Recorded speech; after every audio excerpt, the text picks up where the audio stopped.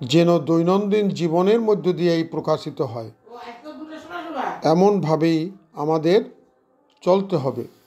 আমরা যদি সেই শ্রেষ্ঠতার সত্তার দিকে মন দিতে পারি, তবে আমাদের সমস্ত জীবনে সেই সত্তাই প্রকাশিত হবে।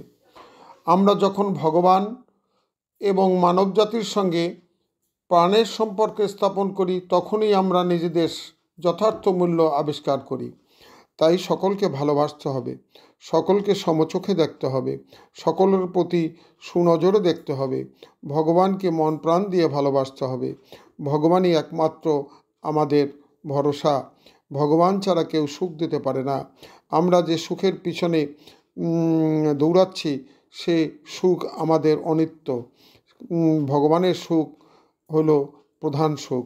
সেই ভগবান যদি সুখ না দেয়, তখন কারো সুখ আসে না। তাই ভগবানের শ্রীপাদপদ্মে সকলকে আবিষ্ট হয়ে, সকলে আশ্রয় নিয়ে ভগবানের সাধন ভজনে রত হতে হবে।